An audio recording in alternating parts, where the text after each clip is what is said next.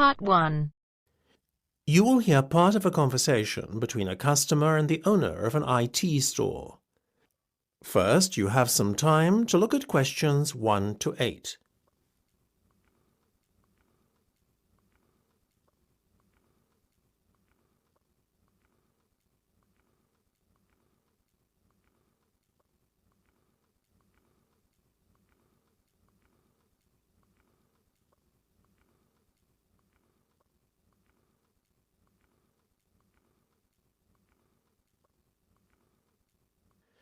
You should answer the questions as you listen, because you will not hear the recording a second time. Listen carefully and answer questions 1 to 8. So, before we go any further, can we just confirm what has been agreed so far, as it's starting to get a little complicated? Certainly. Tell you what, why don't I start to make out the invoice? Should I address it to you personally, or is there a business name you'd like me to use? We trade under the name Ben and Dye Enterprises. Okay. Now, as you were talking to one of my sales reps to start with, I'm going to put him down as the contact on the invoice. That way, he'll get the commission on this sale, you see. His name was Rowan Laver, is that right? Rather peculiar name, but a lovely man. You almost got it. It's Rome, as in the city, and Laver, Laver. Your order number is 6589B521. You're paying in full, is that right? Yes. Okay.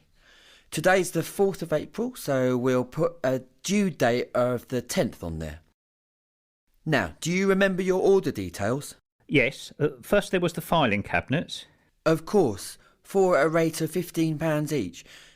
Didn't you order print paper as well? Yes, we're taking 20 glossy photo paper bundles. What's the unit price again? It works out at £20 per bundle and £400 in total. And Rome said we could do a deal on the software packages, isn't that right? Yes. Seeing as you bought 5 at once, we'll reduce the unit price to £100 from £120, leaving us with a total amount of £500. I needn't remind you that there is an additional fixed charge totalling £40 specifically for the software installation. Of course. So, getting to a total figure then including sales tax, 16% VAT is added on. That gives us £1,160 by my reckoning. By VAT, do you mean sales tax? Isn't that 10%? It's 25% on some products and 10% on others. We work out an aggregate figure and apply it to all goods sold. In this case, it was 16%, as I've mentioned. Fair enough. Before listening to the rest of the conversation, you have some time to look at questions 9 to 10.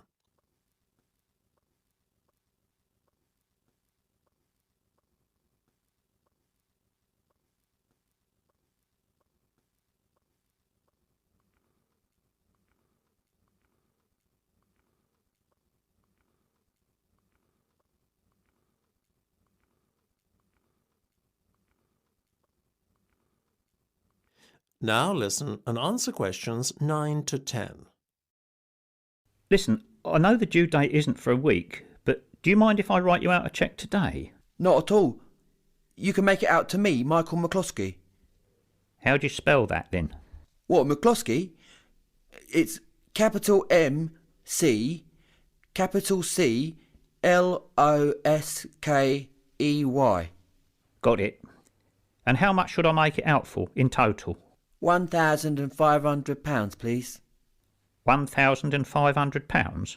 Yes, that's including my consultancy service fees. Oh, I almost forgot about that. Let me make a note here on the cheque. Includes consultancy fees. Now we're almost done. That is the end of Part 1.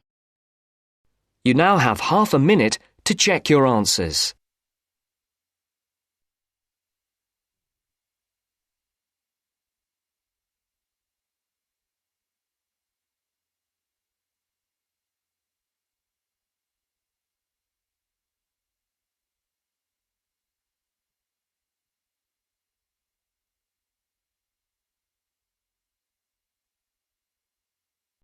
Now turns to part 2.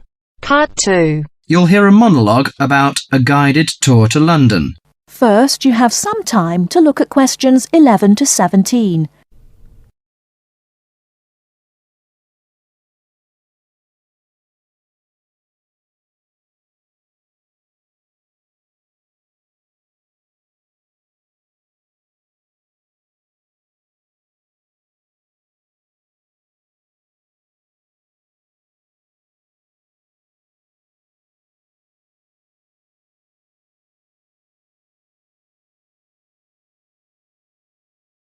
Now, listen carefully and answer questions 11 to 17. Hello, can I just have your attention for a minute? Thank you. My name is Mary Golding. Some of you may recognize me. I used to be a lecturer here at the college, but I changed jobs last year and now I work as the student officer. Okay, well, I'm in today to tell you about a guided tour that we've got going to, London. Well, this will be a good chance for those of you who haven't been to London before to have a look at this beautiful city. I think those of you who come will thoroughly enjoy it. The trip is going to be for 5 days, from the 31st of March, which is a Saturday, to the 4th of April, the following Wednesday.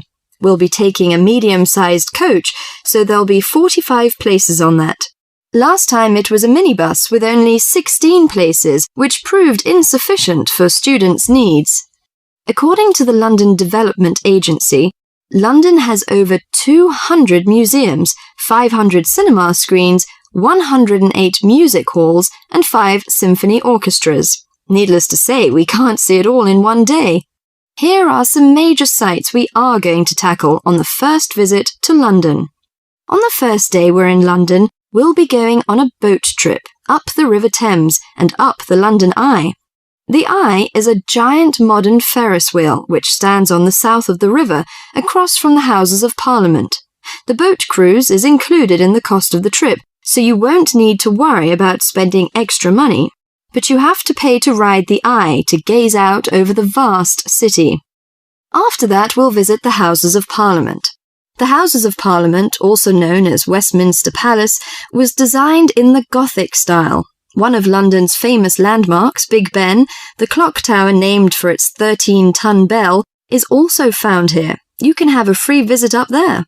I think you all know Westminster Abbey, one of the most visited Christian churches in the world. There is no admission charge for this, but there are lots of souvenir shops around, so you might need some money for those. On the second day, we'll be going to the British Museum. The oldest museum in the world is also the most visited site in London. You have to pay to get in there, but it's not expensive. Before you hear the rest of the talk, you have some time to look at questions 18 to 20.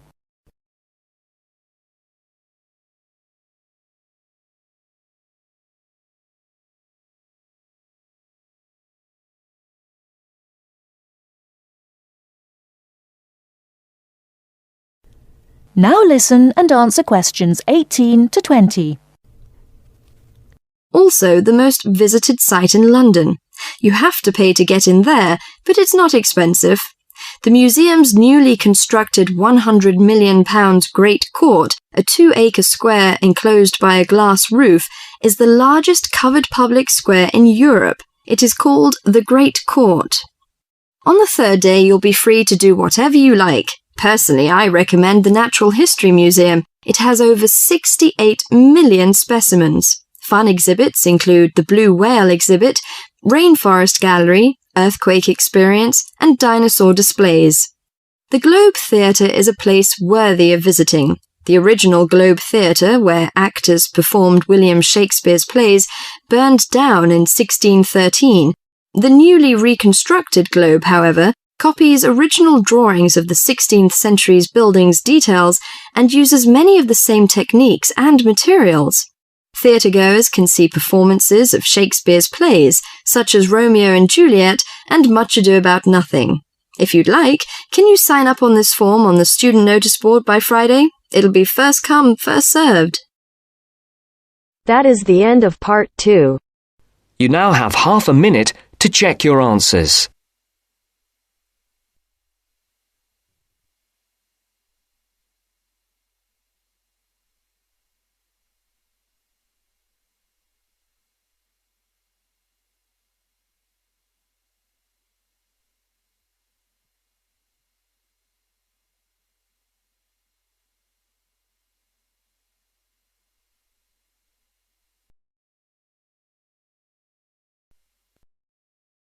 Now turns to Part 3. Part 3. You will hear a discussion between two students, Rosie and Mike, and a university tutor.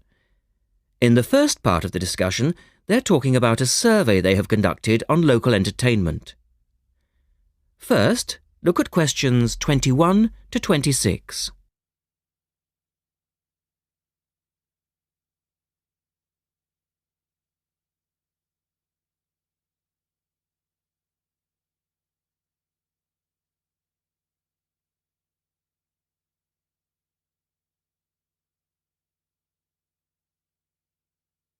Now listen to the first part of the discussion and answer questions 21 to 26. Good morning, everyone. Well, I think we can start straight away by getting Rosie and Mike to do their presentation. Would you like to start, Rosie? Yes. Well, we've done a survey on local entertainment. Basically, we tried to find out how students feel about the entertainment in the town and how much they use it. Yes, so we've called our project Out and About. Yes, that's a good title. Out and About. We wanted to find out how well students use the entertainment facilities in town, whether they get to see the latest plays, films, that kind of thing. Now, we have our own facilities on campus, of course. Oh, yes. We deliberately omitted those as we really wanted to examine outside entertainment in the town as opposed to on the university campus. Actually, there were a lot of areas to choose from, but in the end, we limited ourselves to looking at 3 general categories: cinema, theatre and music. Right. OK, well, first of all, cinema. In the town, there are 3 main places where you can see films. There's the new multi-screen cinema complex, the old park cinema and a late-night Odeon. So, if you look at this chart, in terms of audience size, the multi-screen complex accounts for 75% of all cinema seats.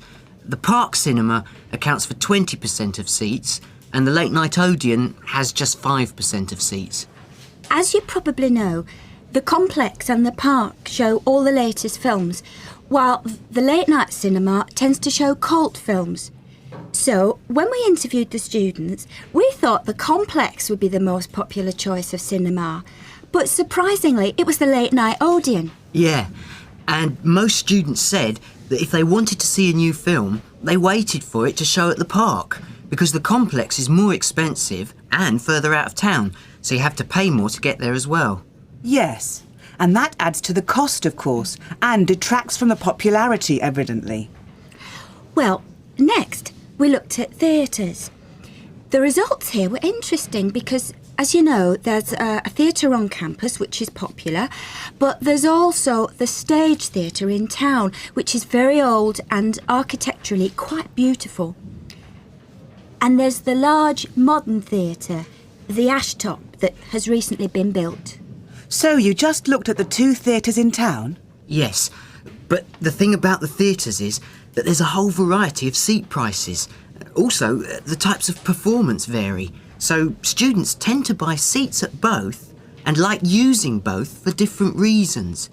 And if they want cheap seats at the Ashtop, they can just sit further from the front. What we did find that was very interesting is that there are periods during the year when students seem to go to the theatre and periods when they go to the cinema. And we really think that's to do with budget. If you look at this graph, you can see that there's a peak around November, December when they go to the theatre more, and then a period in April, May when neither is particularly popular. And then theatre viewing seems to trail off virtually, while the cinema becomes quite popular in June, July. I think you're probably right about your conclusions. In the second part of the discussion, Rosie and Mike talk about different music clubs. Look at questions 27 to 30 first.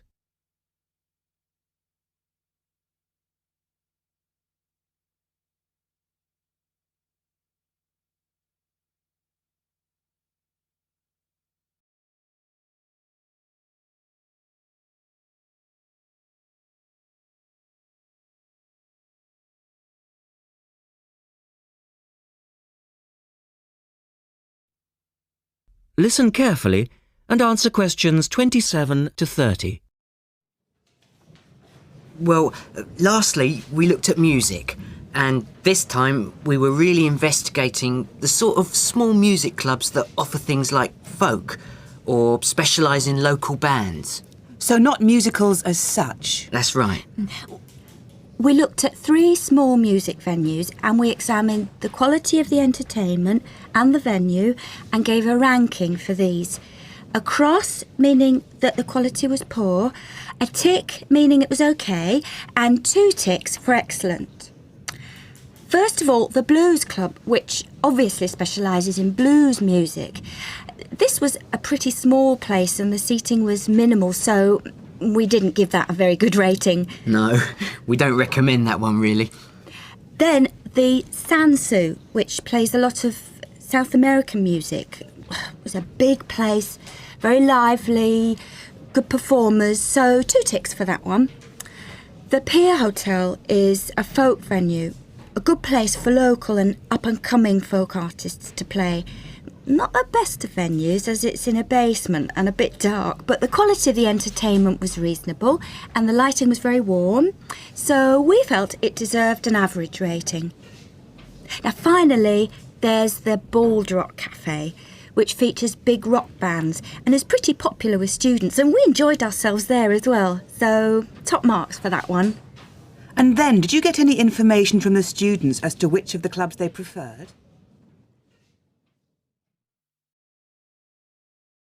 That is the end of part 3. You now have half a minute to check your answers.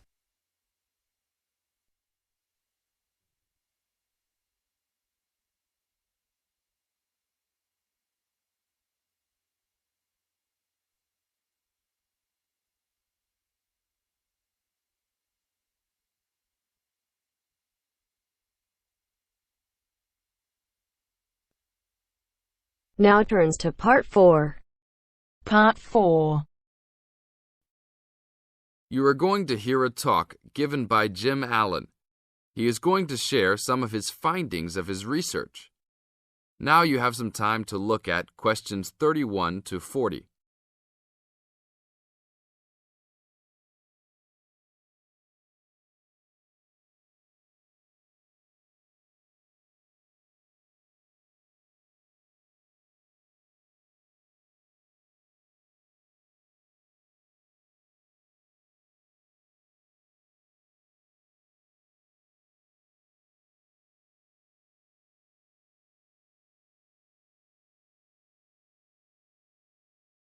Now, listen carefully and answer questions 31 to 40.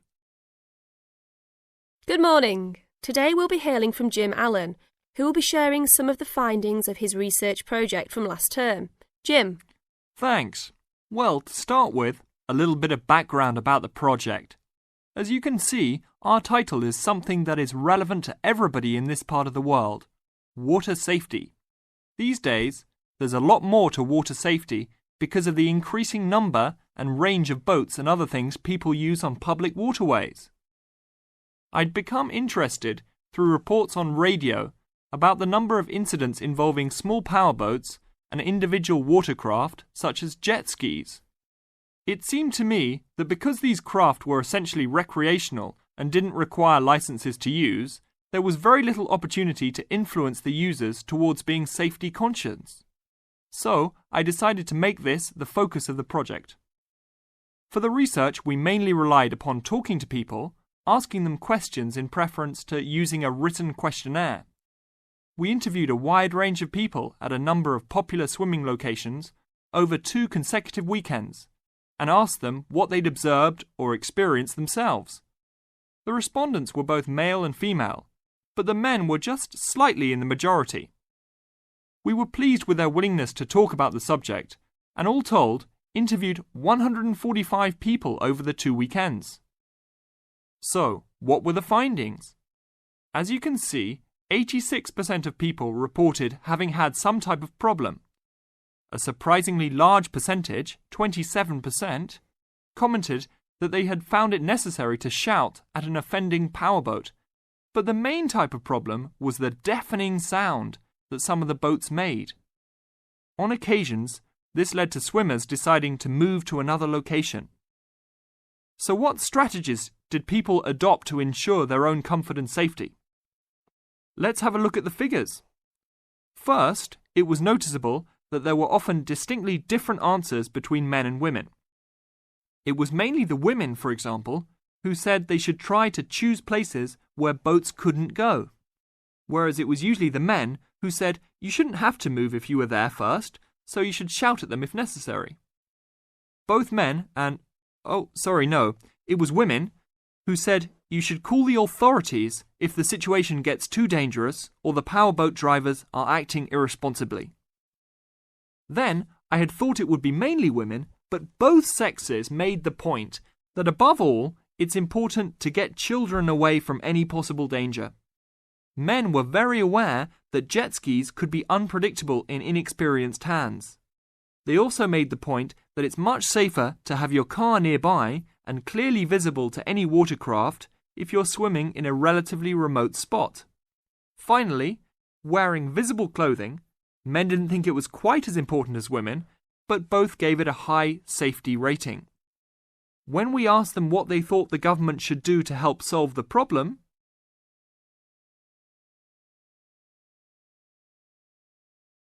That is the end of part 4. You now have half a minute to check your answers.